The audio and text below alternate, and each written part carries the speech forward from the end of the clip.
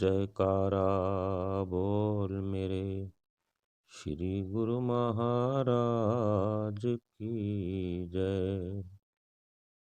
सभी गुरुमुख प्रेमियों से सप्रेम जय सच्चिदानंद।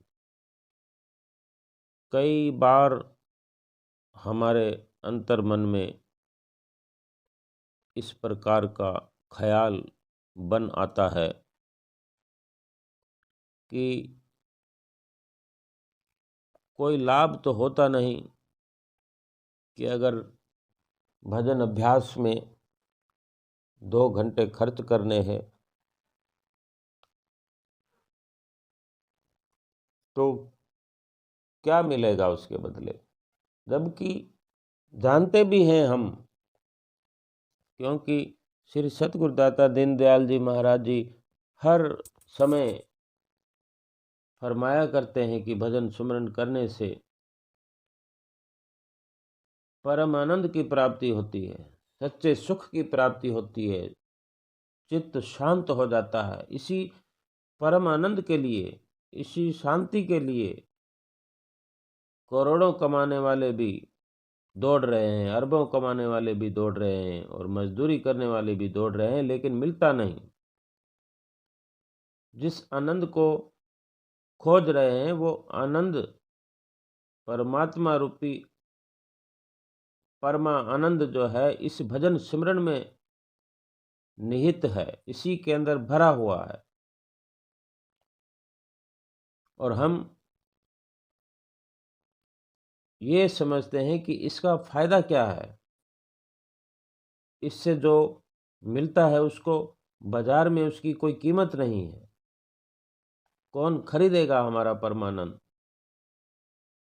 जो सुख मिलेगा वो उसका संसारिक नजरिए से मूल्यांकन करते हम। बेशक ये ख्याल हो कि हम दुनिया में जो भी कार्य करते हैं उसकी कीमत मिलती है, लेकिन वो सब कीमत को एकत्र करके क्या हमें शांति चित्त को प्राप्त हो रही है, या उस परम आनंद की प्राप्ति हो रही है, सुकून प्राप्त हो रहा है? अगर नहीं तो फिर उसी कार्य को ही करते जाने में क्या हमारे श्वासों की बर्बादी नहीं हो रही, समय की बर्बादी नहीं हो रही? अगर उसी समय के अंदर से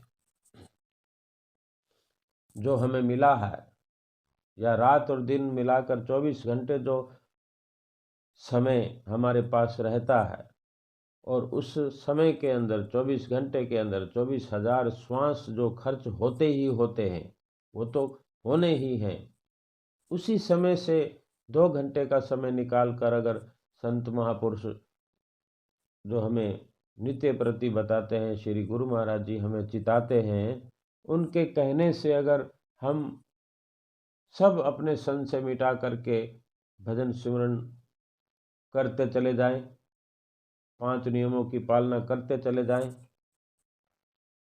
तो उस विश्वास के दायरे में ये हमारा नित्य प्रति जीवन अगर बन जाए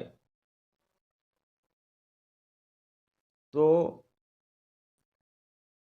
उस परम आनंद की प्राप्ति तो होनी ही होनी है।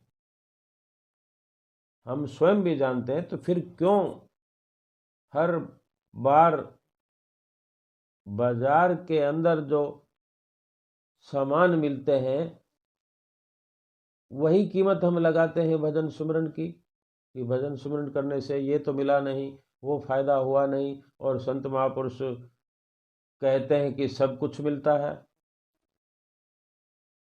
परम संत कबीर साहब जी ने भी फरमाया है, कहता हूँ कह जात हूँ, कहा बजाऊं ढोल, श्वासा खाली जात है, 3 लोक का मोल। एक श्वास के अंदर, एक श्वास के अंदर 3 लोक की संपदा हमारे हिस्से में, हमारे खाते में आ जाती है। इतनी कीमत वो श्वास जब भजन सुमरन में लगता है, सही प्रकार से जब रूह को सफ़र कराया जाए, जब ये श्वास भजन सुमरन में लगते हैं, फिर तो 2 घंटे में 2000 श्वास खर्च तो होंगे ही होंगे। अगर सुमरन भजन में खर्च हो गए, नाम की दौलत को कमाने में खर्च हो गए, तो हम क्या हिसाब लगा सकेंगे कि कितना धन भक्ति का एकत्र हो जाएगा? क्या हमारे पास हिसाब है? जब एक श्वास का लाभ कबीर साहब जी ने बता दिया हमें, फिर हम उस सब को बाजार की कीमत लगाकर देखते हैं कि फायदा तो कुछ नहीं हुआ।